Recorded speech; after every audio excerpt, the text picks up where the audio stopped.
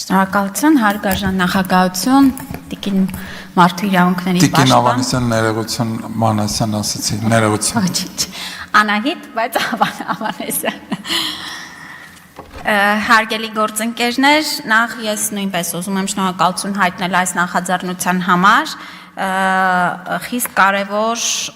եւ լայն շրջանակին անդրադարձ ունեցող այս խնդրի քննարկման մասով, որովհետև կարծում եմ, որ աղմուկի մասով մենք ինչպես խնդիրներ ունենք եւ պետք է աշխատենք թե օրենսդրական կարգավորումների, թե վարչարարության, բայց նաեւ շատ մեծ գործ ունենք անելու տեղեկացվածության, աղմուկի ազդեցության վերաբերյալ տեղեկացվածության եւ մշակույթի փոփոխության առումով։ Եվ ինչպես արդեն գործընկերները նշեցին, շատ դեպքերում մեզ մոտ աղմուկի հետ կապված ուրեմն ոչ պատշաճ վարքագիծը այնքան տարածված է, որ դա դժվարեցնում է նաև դրա նկատմամբ կոնկրետ վարչարարություն իրականացնելու հարցը։ Եվ նման լսումները օգնում են, ինչպես ուզում եմ եւս մեկ անգամ շեշտադրել, նախ մեր քաղաքացիներին եւ հանրությանը տեղեկացնել, թե ինչպիսի ազդեցություն ունի աղմուկը մարդու օրգանիզմի վրա, առողջության վրա, նրա հոգեկան անդորի վրա եւ կենսագործունեության վրա։ Վաղուց արդեն իհարկե ապացուցված է, որ աղմուկը ունի կոնկրետ ազդեցություն ինչպես մարդու լսողական ապարատի վրա, այնպես էլ ամբողջ նյարդային համակարգի վրա, ամբողջ օրգանիզմի վրա։ Եվ առողջապահության համաշխարհային կազմակերպությունը իհարկե աղմուկի ազդեցության մասով ուրեմն ունի հստակ ռեկոմենդացիաներ եւ սահմանված ուրեմն ստանդարտներ, որոնք որ պետք է պահպանվեն ապահովելու համար մարդու նորմալ կենսագործունեությունը եւ ինչպես մենք տեսնում ենք տեխնոլոգիաների, տարբեր ուրեմն տեխնիկական միջոցների անընդհատ զարգացման արդյունքում աղմուկի աղբյուրների շրջանակը ավելի ու ավելի ընդլայնվում է օրեցօր։ Ես նշեմ, որ ուրեմն 2024 թվականին փոփոխություն իրականացվեց հանրային առողջության մասին օրենքը, ոչ թե փոփոխություն իրականացվեց, այլ ամբողջությամբ վերանայվեց հանրային առողջության մասին օրենքը, որտեղ իհարկե նաև կարգավորումներ ներառվեցին աղմուկի վերաբերյալ եւ դրանից հետո արդեն կոնկրետ ենթաօրենսդրական ակտերով պետք է կարգավորվեն տարբեր վայրերում աղմուկի սանիտարահիգիենիկ ուրեմն նորմերը եւ թույլատրելի շեմերը եւ թույլատրելի ուրեմն չափորոշիչները, ինչպիսին պետք է լինի ձայնը եւ երաժշտությունը, տեխնիկայից եկող աղմուկը, թրթռումը եւ բոլոր այս ուրեմն մասերով պետք է մենք մեր ենթաօրենսդրական ակտերը եւս փոփոխությունների ենթարկենք։ Ուրեմն նշեմ, որ շատ կարևոր է նաև տարբերակել աղմուկի տեսակները եւ նաև դրանց առանձին տեսակների վերաբերյալ ունենալ պատկերացում եւ առանձին կարգավորում եւ մոտեցում։ Ես կառանձնացնեմ այստեղ ուրեմն մեր օրենքում նշված մի քանի հասկացություններ, որոնք որ կարևոր է եւս ֆիքսել հետագա քննարկման հուննել ճիշտ ուղղությամբ տանելու համար։ Ուրեմն առանձնացնում ենք լայնաշերտ աղմուկ, տոնային աղմուկ, հաստատուն աղմուկ, փոփոխական աղմուկ եւ այս բոլոր տեսակները օրենքում տրված են, թե ինչպիսի կատեգորիա են եւ ինչ դեցիբելների կամ ուրեմն հաճախականությանն են սրանք վերաբերվում եւ իհարկե փոփոխական աղմուկն էլ ժամանակի ընթացքում տարանջատվում է ուրեմն տատանվող աղմուկի, անընդհատ աղմուկի եւ իմպուլսային աղմուկի։ Ուրեմն այս բոլոր տեսակների հետ կապված իհարկե ուրեմն մենք հնչեցրեցինք, որ մենք խնդիր ունենք ուրեմն հանրային միջավայրում, այսինքն տրանսպորտային միջոցներից եկող աղմուկի հետ կապված, շինարարական աշխատանքների իրականացման հետ կապված եւ տոնային եւ իմպուլսիվ աղմուկի խնդիրներ, ուրեմն մեծ ուրեմն դժգոհությունների եւ մարդկանց անհանգստության առիթ է տալիս զվարճանքի կենտրոններից եկող աղմուկի ուրեմն խնդիրը եւ այստեղ մենք պետք է արձանագրենք, որ ըստ էության սանիտարական նորմերը, որոնք որ դրված են եւ ձայնամեկուսացման համար անհրաժեշտ նաեւ քաղաքաշինական նորմերը, որոնք որ կան,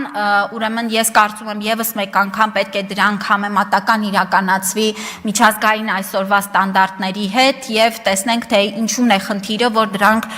շատ անգամներում չեն պահպանվում։ Ուրեմն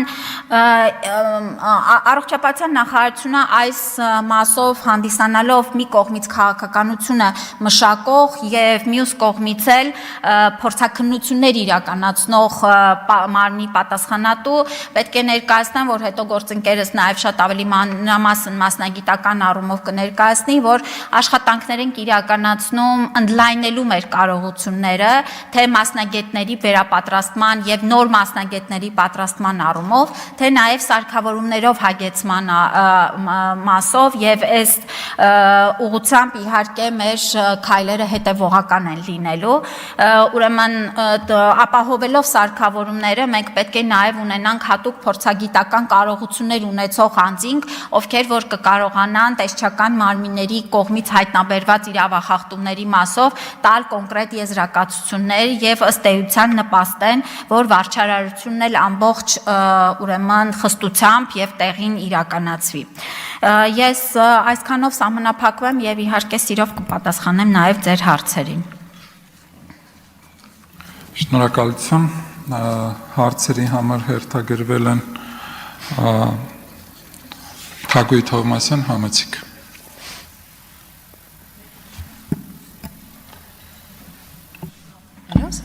Շնորհակալություն, բայց խնդրում եմ մինչև այդ պարզաբանել հարցերի ձևաչափը, հարց, պատասխան, արձագանք, թե հարց ու պատասխան, որտեղ որակարգում ոչինչ բան չկա այդ մասին։ Ավանդական հարց, պատասխան, արձագանք։ Կարող եք արձագանքել։ Շնորհակալություն։ Տիկին նախարար, անշուշտ կարևոր օրենքի նախագծի ցեկուցման եք հանդես գալիս եւ պատրաստակամություն հայտնում, բայց ես ուզում եմ հետաքրքրվել պրակտիկ իրավիճակի մասին։ Ինչպես եք պատկերացնում պրակտիկորեն աղմուկի դեմ պայքարը, որովհետև մենք գիտենք, որ ընդունվել է մինչև հիմա նույն հրավառությունների մասին նախագիծը օրենք դարձավ եւ հնարավորություն չկա, որ մենք կարողանանք վերահսկել երբ ով որտեղ պետք է հրավառություն իրականացնի։ Հետո ես հիշում եմ, որ այս դահլիճում շատ մեծ շուկով ծխախոտի դեմ պայքարի արշավներ, բայց հիմա բոլոր հնարավոր մեծ ու փոքր ռեստորաններ, սրճարաններում մարդիկ ազատ ծխախոտ են օգտագործում, ուղղակի մոխրամանները փոխարինվել են այսպիսի միանգամյա օգտագործման բաժակներով։ Սա երկրորդ, այսինքն վերահսկելիությունը զրոյական է։ Հիմա դրանից հետո գալիս եք ավելի մի հատ ուրիշ օրենք եք բերում, աղմուկ, որի բացահայտումը ես տեսականորեն չեմ պատկերացնում, հաշվի առնելով են նաև տեխնիկական հնարավորությունները, որոնց մասին ձեր ելույթում չասեցիք, ինչպես պետք է դրանք կոնկրետ, այսպես ասեմ, բռնացնեք։ Եվ նաև ուզում եմ հիշեցնել ձեր մյուս նախաձեռնության մասին, աղը ձեր դարակում էիք դնում, չէիք բերում, բայց այդ աղն էլ չկարողացանք այդպես էլ կյանքի կոչել, այսինքն աղը այնքան վնասակարության մասին խոսեցիք, բայց ի վերջո մենք չհասկացանք աղի վնասակարության մասին խոսելով մենակ ձեր դարակում մնաց, ինչու մնաց մենակ ձեր դարակում, որովհետև մենք տեսնում ենք, որ բոլոր տեղերում անխոչնդոտ նաև օգտագործվում է աղը։ Ու նաև մի հարց վերջում աղմուկի տարբեր տեսակներ նշեցիք, արդյոք այդ աղմուկի տեսակների մեջ մտնում էր օրինակ վարչապետի կորտեժի աղմուկը։ Ես կենտրոնի բնակիչ եմ եւ ամեն առավոտ ու ամեն երեկո իմ երեխաները արթնանում են վարչապետի կորտեժի աղմուկից։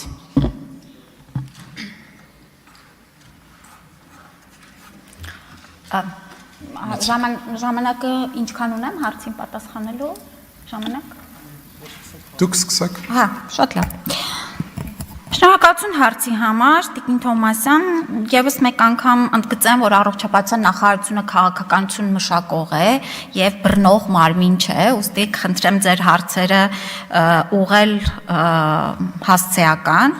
Ուրեմն այո, ես խոսեցի հանրային առողջության մասին օրենքի վերաբերյալ եւ կարծում եմ այս օրենքի ընդունումը շատ կարեւոր ուրեմն ընթացք է, որովհետեւ մեր վերջին բնակչության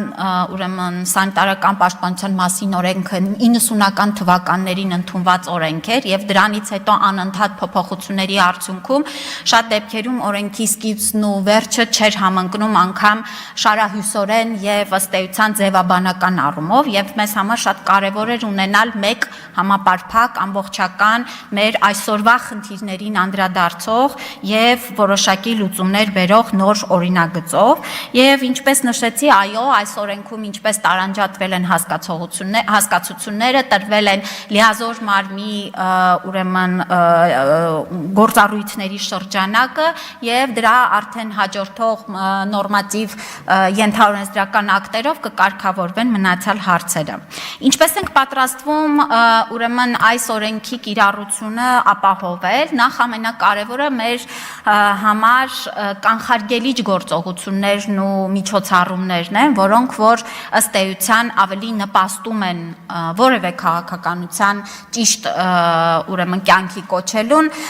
պետք է նշեմ, որ այսօր ՄԱԿ փորձաքննությունների ընթացքում առողջապահության նախարարությունը եւս տալիս է իր եզրակացությունը, թե արդյոք տվյալ նախագիծը դա կլինի շինարարական, թե այլ նախագիծ ունի հաշվարկված աղմուկի վերաբերյալ ուրեմն ազդեցության գնահատական եւ այս հատվածը հենց ուրեմն կանխարգելիչն է, որ ցանկացած նախագիծ պետք է ունենա հստակ աղմուկի հաշվարկ, թե ինչպիսի աղմուկ է արտանետվելու եւ ինչ միջոցառումներ են իրականացվելու, որպիսի ազդեցությունը մարդու առողջության վրա ուրեմն չլինի մեծ, լինի սահմանաչափերի շրջանակներում։ Դուք նշեցիք հրավառությունների մասին փոփոխությունը, ես կարծում եմ դա ուրեմն երկար քննարկվեց եւ ինչ որ առումով նաեւ բան կար, ընդդիմություն կար այս կարգավորումների ընդունման մասով, բայց ընդունումից հետո պետք է ընդգծել, որ շեշտակի նվազել են հրավառությունների թիվը, այո, այսօր էլ լինում են բացառիկ դեպքեր, որ խախտվում է օրենքը, բայց սա չի նշանակում, որ օրենքի եւ կարգավորումների ընդունման արդյունքում այն դրական ուրեմն փոփոխությունը, որը իրականացվել է, պետք է չնկատենք։ Սա վերաբերվում է նաեւ ծխախոտի դեմ պայքարին, այս բոլոր, նորից եմ կրկնում, լայն շերտ մեկ րոպե, լայն շերտերին առնչվող օրենքների վերահսկողությանը միայն ապավինելը կարծում ենք բավարար չէ եւ շատ կարեւոր է նաեւ մշակութային փոփոխությունները։ Աղին հետո կանդրադառնամ։ Շնորհակալություն։ Տիկին նախարար, ասում եք հրավառությունները նվազել են, զուտ որպես քաղաքացիով ապրում է, ասեմ, որ ես գոնե դա չեմ զգում Երևանի կենտրոնում, երեկվանից բացի երկու նախորդող օրերին ամեն օր եղել են հրավառություններ եւ դա ես արձանագրում եմ։ Ինչ վերաբերում է դուք բռնող մարմին չեք, այո, դուք բռնող չեք, դուք վերահսկող եք եւ պիտի այնպիսի քաղաքականություն մշակեք, որ բռնողները կարողանան բռնել։ Այսինքն պիտի այդ գործիքակազմը տակ այն իրավապահ կառույցներին, ովքեր որ կարողանան իրականացնել իրենց մասնագիտական պարտականությունները։ Եվ մի հարց էլ այստեղ հնչեց տեղեկություն եւ նաեւ նախադեպային իրավունքի ու նախադեպի մասին խոսակցություն, որ աղմուկը նաեւ խոշտանգում է։ Այո, աղմուկը նաև խոշտանգում է եւ ես կուզենամ խոշտանգման մի դեպքի զազրելի դեպքի անդրադառնալ եւ կուզեմ որպես նախարար դուք պատասխանեք որպես կառավարության ներկայացուցիչ, նաև քաղաքացիական պայմանագիր կուսակցության ներկայացուցիչ, շատ ակտիվ եք կուսակցական գործերում։ Դուք որպես նախարար ինչ եք արել Բաքվի բանտում խոշտանգվող հայգերիների համար, որպես նախարար արդյոք ձեր միջազգային գործընկերներին երբևէ դիմել եք, որպեսզի նրանք հետաքրքրվեն մեր գերիների առողջությամբ, ովքեր որ խոշտանգվում են Բաքվի բանտերում։ Եվ արդյոք ունեցել եք որևէ դրական կամ բացասական պատասխան։ Շնորհակալություն։ Ես ներողություն եմ խնդրում, բայց խնդրում եմ մեր բոլոր գործընկերներին, որ մենք թեմայի շրջանակներում հարց պատասխանել եւ առհասարակ մնանք թեմայի շրջանակներում։ Շնորհակալություն։ Տեսեք Տիկին Թովմասյան, ես ասացի, որ մենք բռնող մարմին չենք եւ ինձ թվում է բռնող մարմին Հայաստանի Հանրապետությունում չկա, կա վերահսկողություն իրականացնող մարմիններ եւ վարչարարություն իրականացնող մարմիններ եւ տարակուսում եմ, որ այս մասով էլ ու կա թյուրն բռնում առողջապահության նախարարությունը վերահսկող մարմին էլ չի հանդիսանում։ Նախարարությունը քաղաքականություն է մշակում եւ այդ քաղաքականությունը փորձում է տարբեր միջոցառումների շրջանակներում իրացնել։ Ուրեմն այո, իհարկե անձնական փորձառությունը շատ կարևոր է ընդգծել, որ այսօր ես զգացի սա, այսօր սրան ականատես եղա, բայց ընդհանուր առմամբ քաղաքականության ազդեցությունը գնահատվում է շատ ավելի մասշտաբային ուրեմն անդրադարձը վերլուծելով եւ դրա արդյունքում ես նորից կրկնում եմ, որ չի կարելի համեմատել այսօր Հայաստանում հրավառությունների թիվը, դրանց ազդեցությունը մինչև նոր կարգավորումների ընդունումը։ Եվ կխնդրեմ, որ ձեր կողմից էլ եթե լինում են նման փաստագրումներ, անպայման որպես ակտիվ քաղաքացի էլ դիմել ոստիկանություն, որպեսզի կոնկրետ դեպքով էլ իրականացվի վարչարարություն։ Հա, ժամանակն էլ վերջացավ։ Շնորհակալություն, Էդգար Ղազարյան։ Ես երկու հարց ունեմ։ Դուք ասացիք, որ ինչը եւ իրականությունն է, որ դուք քաղաքականություն մշակող մարմին եք, բայց ցանկացած նախարարություն իր քաղաքականությունը մշակում է հիմնվելով կառավարության գործունեության ծրագրի հիման վրա։ Ես ուզում եմ, որպեսզի դուք ասեք, թե կառավարության ծրագրի որ դրույթն է նախատեսում, որ առողջապահության նախարարությունը աղմուկի կարգավորման իմաստով պետք է քաղաքականություն մշակի։ Խնդրում եմ ձեր հղումները կառավարության գործունեության 2021-26 թվականների ծրագրին։ Սա մեկ։ Երկրորդը, երբ որ դուք քաղաքականություն եք մշակում, ձեր քաղաքականությունը պիտի հիմնված լինի հանրային առողջության մասին օրենքի վրա, բնականաբար պետք է նախարարություն իր քաղաքականության մեջ սահմանի առաջնահերթություններն, թե որոնք են առաջնահերթությունները քաղաքականության առումով, հանրային առողջության կազմակերպման իմաստով, որովհետև կան հիվանդություններ, որոնց տարածումը, որոնց ազդեցությունը հանրային առողջության վրա շատ ավելի մեծ է եւ վտանգները շատ ավելի տեսանելի են, քան մեկ այլ տիպի հիվանդություններ։ Այօրինակ այդ դասակարգման մեջ, եթե դուք հիմա հանձն եք առել, խորհրդանում գալ մասնակցել քննարկման կարևորություն եք տվել դրան ձեր ներկայության պատվելու այդ քննարկումը, ես ուզում եմ որպեսզի դուք ասեք, այդ ձեր դասակարգման մեջ աղմուկը որ երրորդ տեղում է, ասենք օրինակ վարակիչ հիվանդությունների, հենաշարժական համակարգի հիվանդությունների, չգիտեմ, վիրուսային հիվանդությունների տարբեր տիպի, այդ ընդհանուր այդ ցանկում հանրային առողջության վրա սպառնացող հիվանդությունների աղմուկը որ դասակարգման մեջ է եւ ասենք որ դուք դրան տալիս եք նման մեծ կարեւորություն։ Եվ երրորդ հարցը այստեղ նշվեց, որ ձայնի բացասական ազդեցություն կա առողջության վրա, եւ որոշ դեպքերում դառնում է նաեւ խոշտանգման դրսեւորում։ Օրինակ դուք առանձնացրել եք արդյոք պետական պաշտոնյաների, որոնց ձայնը հանրության վրա շատ բացասական ազդեցություն է թողնում։ Օրինակ ես լսել եմ, որ շատ մարդիկ դժգոհում են, որ վարչապետի ձայնը լսելուց երեխաները լացում են, շները հաչում են, ինչ-որ բացասական ազդեցություն անում։ Դուք ուսումնասիրել եք արդյոք այդ ոլորտը, ասեք, ոնց սահմանափակելու են մարդկանց, ում ձայնը տհաճ է հանրության համար։ Շնորհակալություն։ Ուրեմն տեսեք 2021-26 թվականների կառավարության ծրագրում մի ամբողջ գլուխ հատկացված է եւ առաջի անգամ է, որ ռազմավարական առումով կառավարությունը անդրադառնում է նաեւ շրջակա միջավայրի ազդեցությունը առողջության նկատմամբ որպես առանձին միջոցառումների խումբ անդրադառնալով։ Եվ սրա շրջանակներում, այո, հանրային առողջության մասին օրենքը մեր կարևոր գործառույթներից եւ միջոցառումներից է, որ դրա փոփոխությունը իրականացրել ենք։ Այսինքն, այո, սա բխում է նաեւ մեր ռազմավարությունից եւ կառավարության ծրագրից։ Ուրեմն շարունակելով հարցը, ինչպես ենք կարևորում առաջնահերթությունները, ինչպես ենք որոշում, սա եւս ուրեմն շատ ինչպես ասեմ, ինձ թվում է հանրային մատչելի տեղեկատվություն է, ընդհանրապես քաղաքականությունները մշակվում են ելնելով ուրեմն ստատիստիկ տվյալներից, հիվանդացության մակարդակից, խնդիրների կարևորությունից, վերլուծություններից, միջազգային կառույցների ուրեմն տրված եզրահակացություններից եւ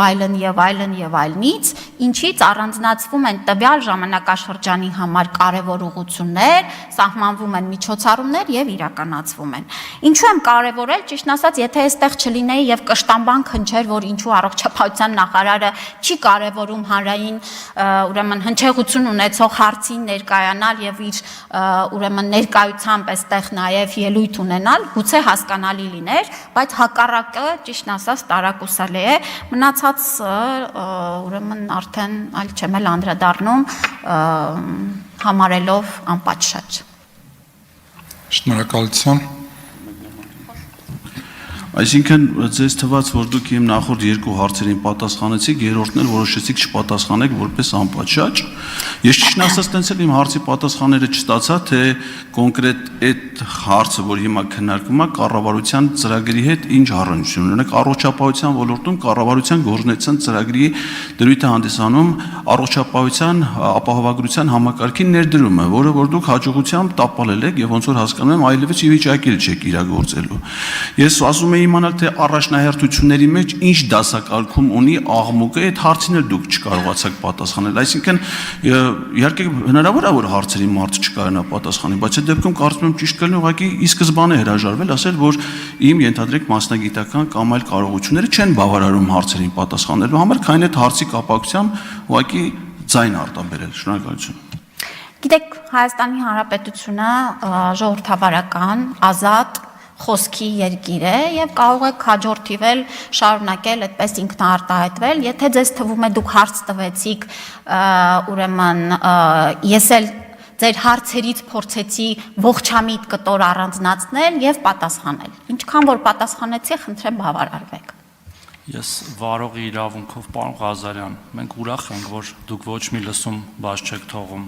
Երևի այդպես էլ կշարունակեք, բայց եկեք այնուամենայնիվ զավեշտի չվերածենք այս քննարկումը։ Եվ երբ որ ազգային ժողովը լսումներ է կազմակերպում, հրավիրում է գործընկերներին գալու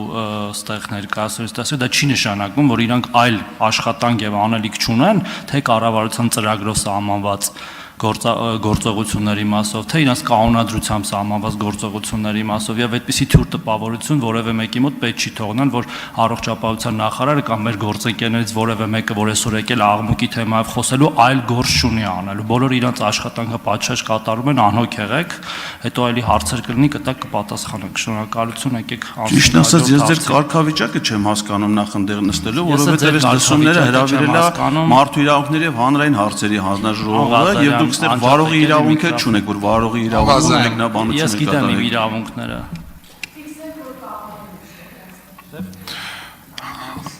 Անուշ Պողոսյան, համեցեք։ Շնորհակալություն, Տիկին նախարար, ուրեմն հիվանդությունների կանխարգելման եւ վերահսկման կենտրոնը աղմուկի ստուգաչափման միակ լաբորատորիան է առողջապահության նախարարության ենթակայության։ Կա նաև ստանդարտների ինստիտուտում, բայց խոսենք դրանից։ Այս փուլում նախ ֆիքսենք, որ աղմուկը միայն Երևանում չէ, աղմուկի մասին երբ խոսում ենք, մենք նկատի ունենք ամբողջ Հայաստանի Հանրապետությունը։ Այս պահին Հայաստանի Հանրապետության մարզերում աշխատակիցների կրճատումներ եւ օպտիմալացումներ են գնում, որի մասին բազմիցս դուք խոսել եք ձեր որոշմամբ եւ շատ կարեւոր բան ասեցիք իրազեկվածությունը, կարծում եմ այսօր էլ ենք մենք իրազեկում անում արդեն եւ այս պահին մենք ունենք երկու գործող սանիտարական նորմ, աղմուկի եւ թրթռոցի հետ կապված սանիտարական նորմերը, որոնք որ գործում են եւ քաղաքացիները դրանով կարողանում են դիմել եւ ստանալ վարչական վարույթի շրջանակներում վերահսկողություն։ Հարցս այսպիսին է. ինչպես պետք է կատարվեն այդ ստուգաչափումները, եթե չկան այդ կառույցները, եթե մենք վերցնում ենք եւ նոր աշխատողներ ենք ընդունելու, որպեսզի աղմուկի կարեւորագույն գործունեությունը ստուգաչափումները անեն, դուք նշեցիք նաև մասնագիտական որակավորում պետք է ունենան, ովքեր են լինելու դրանք, եւ որ կառույցն է, այսինքն եթե դուք մի կողմից կրճատելու եք, մի կողմից նոր աշխատողներ եք վերցնելու, ինչ մասնագետներ ենք վերցնելու, ինչ մասնագիտական հմտություններով ենթադրում եմ առաջ ընկնեմ, եթե դրանք հիգիենիստներ են, Հայաստանի Հանրապետությունում վերջի 5 տարում քանի հիգիենիստ է ավարտել, հա, այդ մասնագիտական որակավորումը ստացել,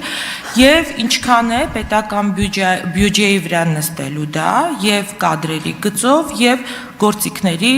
ապարատուրայի ձեռքբերման մասով։ Ունեք այդ հաշվարկները։ Շնորհակալություն։ Ուրեմն տեսեք, հիվանդությունների վերահսկման եւ կանխարգելման ուրեմն ՊՕԱԿ-ը ունի բազմապիսի մասնագետների արկայություն եւ ձեր կողմից նշված տարիներով ընթացող վերակառուցման, օպտիմալացման շրջանակներում այո լինում են նաև կրճատումներ եւ շատ ավելի զբաղվածության գնահատում, նոր լաբորատոր կարողությունների նաև հաշվի առնելով, որտեղ շատ ուրեմն այսօրվա լաբորատորիաները հնարավորություն են տալիս շատ ավելի փոքր թվով աշխատակազմով իրականացնել ավելի մեծ թվով հետազոտություններ եւ այլն, չթվեմ դրանք։ Այսինքն այո, մենք աշխատում ենք մշտապես օպտիմալացնել նաեւ պետական համակարգը, որը կարծում եմ շատ կարեւոր հանձնառություն է, բարդ, դժվար, բայց կարեւոր, եւ խառնել մեկը մյուսի հետ կարծում եմ ճիշտ չի։ Աղմուկի հետ կապված մենք ունենք այլ պահանջներ, թե ինչ մասնագետ եւ ինչ որակավորում պիտի ունենա անձը, որպեսզի կարողանա փորձագիտական եզրակացություն տա աղմուկի մասով, ասեմ, որ հետո պարոն Աթոյանը շատ ավելի մանրամասն կներկայացնի այդ պահանջները, մասնագիտական ինչ է պետք։ Այսօր մենք ունենք հանրապետությունում շատ փոքր թվով մասնագետներ, մեկ ձեռքի վրա կարելի է հաշվել այդ մասնագետներին եւ մեր նպատակն է, որ ունենանք կրթենք եւ ապահովենք ուրեմն լրացուցիչ մասնագիտական կարողություններով սարքավորումների մասով պետք է ասեմ, որ առանձին մեկ սարքավորման մասով դա մի քանի միլիոն դրամի շրջանակներում է ուրեմն տատանվում, իսկ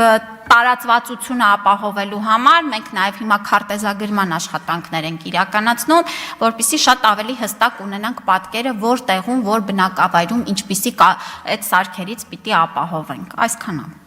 Կա արձագանք։ Այսինքն ֆիքսենք, որ այս պահին մենք հստակ չունենք գումարային պատկեր, մենք ինչքան է դա նստելու պետական բյուջեի վրա, եւ երկրորդը, դեպի նախարար, ուզում եմ երևի դուք չգիտեք կամ գիտեք տեղեկացնել, որ օրինակ Վարդենիսի հիվանդությունների վերահսկման եւ կանխարգելման պողակի աշխատակիցները օպտիմալացման արդյունքում այլևս ամեն օր մեքենայով, տաքսիներով կամ ձեր մեքենայով չեմ տիրապետում, գնում են Մարտունի աշխատանքի եւ վերադառնում Վարդենիս։ Նրանք դաշտային աշխատողներ են եւ պետքա հիվանդությունների կանխարգելումը կատարեն Վարդենիսի տարածաշրջանում։ Եթե մենք նույն մոտեցումը ունենանք աղմուկում, այսինքն օրինակ Ճամբարակի աղմուկը գնահատելու համար Երևանից ուղեգրվեն աշխատակիցները, կարծում եմ մենք եւ բյուջեի համար շատ լուրջ խնդիրներ կստեղծենք եւ մարդկային ռեսուրսները եւ ամենակարևոր արդյունքը աղմուկի ստուգաչափումը չենք ունենա, որովհետեւ մինչեւ հասնեն չափումների աղմուկը այլևս չի լինի։ Շնորհակալություն։ Ուրախ եմ, որ դուք մտածում եք պետական բյուջեի մասին եւ հենց այդ մտածմունքն է մեզ դիպել անդրադառնալու թե մեր որ աշխատակիցները որտեղ են նստում եւ ինչքան են աշխատում, ինչ արդյունք են ցույց տալիս եւ մեզ համար տարակուսալի էր ինչպես կարող է Վարդենիսում աշխատակիցները լինեն, եթե չկան ըստ էության առանձնացված ստորաբաժանում եւ կարողություններ, լաբորատոր հնարավորություններ եւ ինչով են նրանք զբաղվում Վարդենիսում ստանալով աշխատավարձ։ Եվ ՀՎԿ-ը նաեւ հասկանալով, որ այս օպտիմալացման արդյունքում եւ արդյունավետության բարձրացման համար նաեւ ապահովելու մեր Վարդենիսի աշխատակիցների ուրեմն աշխատանքը ապահովում է նաև նրանց տրանսպորտային միջոցներով, որպեսզի նրանք հասնեն Մարտունի մեր միջոցներով, պատշաճ կատարեն իրենց աշխատանքը, վերադառնան Վարդենիս իրենց տուն։ Այլ բան չենք պատկերացնում, որ մարդը ուղղակի տանը նստի ու աշխատավարձ ստանա։ Ճիշտն ասած, դա համարում ենք սխալ։ Հարգելի գործընկերներ, ես մի հատ ճշտող բան եմ ուզում մեզ բոլորիս ասել, որովհետև կարծես թե լավ չի հասկացվում այդ պահը։ Առողջապահության նախարարությունը ընդհանրապես համարյա բոլոր նախարարությունները, որոնք որ նման ֆունկցիա չունեն, վերահսկողություն չեն իրականացնում։ Եվ աղմուկի չափումները եւ վարչարարությունը իրականացնում է տեսչական մարմինը աշխատանքի եւ առողջապահության։ Հույս ունեմ մենք այսօր կլսենք մեր գործընկերներին այդ մասով, այնուամենայնիվ եկեք դա ֆիքսենք, որ նախարարությունը նույնիսկ եթե չափագրման հնարավորություններ ունի, դա ավելի շատ քաղաքականություն մշակելու համար է իրականացնում, ոչ թե կոնկրետ